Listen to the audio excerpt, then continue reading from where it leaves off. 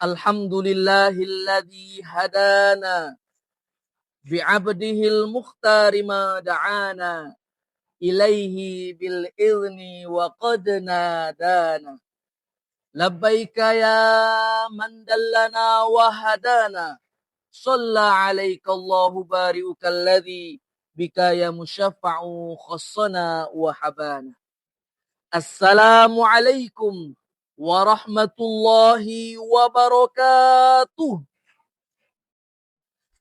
Alhamdulillah wassalatu wassalamu ala Rasulillah.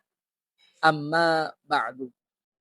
Dewan juri yang kami muliakan, sahabat dai, peserta lomba dakwah Festival Ekonomi Syariah Regional Sumatera 2026 yang kami banggakan. Hadirin yang dirahmati oleh Allah Subhanahu wa Ta'ala. Di zaman sekarang yang haram terasa ringan untuk didapatkan, yang halal terasa berat untuk diperjuangkan, dan yang subhat perlahan menjadi kebiasaan yang dibiarkan. Padahal Rasulullah Shallallahu Alaihi Wasallam telah mengingatkan, sesungguhnya yang halal itu jelas dan yang haram itu juga jelas, dan di antara keduanya ada perkara subhat. Hadis riwayat Bukhari dan Muslim. Maka dari itu, saya ingin mengajak kepada kita semua untuk berpikir, sudahkah hidup kita benar-benar halal di hadapan Allah Subhanahu wa Ta'ala? Sudahkah rezeki yang kita miliki bersih dari yang diharamkan Allah? Dan sudahkah gaya hidup kita diridhoi oleh Allah Subhanahu wa Ta'ala? Hari ini halal bukan hanya soal makanan di piring kita, juga bukan hanya soal uang di dompet kita, namun lebih daripada itu semua, bagaimana halal menjadi gaya hidup kita. Maka dari itu, izinkan saya menyampaikan tausiah yang bertema pentingnya gaya hidup halal. Paling tidak ada 3 poin penting yang harus kita pahami bersama.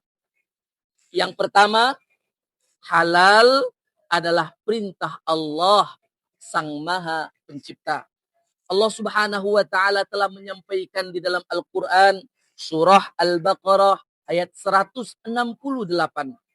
A'udzu billahi minasyaitonir rajim.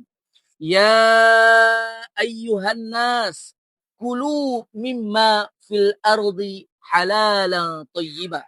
Wahai manusia, makanlah apa yang ada di muka bumi ini, sesuatu yang halal dan juga baik. Ibnu Katsir menjelaskan di dalam tafsirnya bahwasanya halal itu bukan hanya zatnya saja, tapi juga bagaimana cara kita mendapatkannya. Maka hadirin, halal bukan pilihan, namun ia sebuah kewajiban yang harus kita laksanakan. Yang kedua, gaya hidup yang halal pasti membawa ketenangan. Harta yang halal akan menenangkan hati dan jiwa kita. Namun sebaliknya, harta yang haram pasti menghadirkan kegelisahan, dan yang lebih berbahaya, dia akan menjadikan asbab doa yang kita panjatkan terhalang kepada Allah Subhanahu wa Ta'ala. Hadirin yang dirahmati oleh Allah.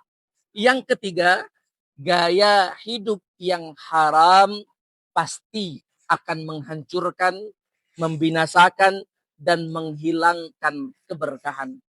Banyak sekali hadirin di zaman sekarang, umat Islam sudah melampaui batasnya. Banyak di antara kita yang menghalalkan segala cara untuk mendapatkan apa yang dia inginkan.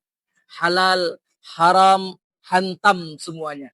Padahal Sufyan Ats-Tsauri rahimahullahu ta'ala menyampaikan di dalam makalahnya, tidak ada dosa yang paling cepat menghancurkan agama seseorang kecuali disebabkan karena harta yang ia miliki berasal dari yang diharamkan oleh Allah Subhanahu wa taala.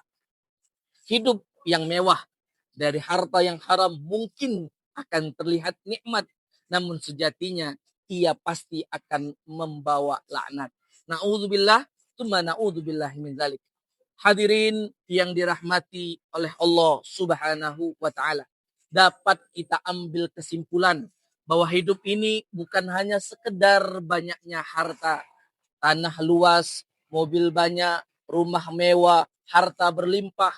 Namun yang harus kita pikirkan adalah bagaimana hidup yang kita jalankan sesuai dengan apa yang Allah perintahkan. Karena semua yang kita lakukan pasti akan dipertanggungjawabkan.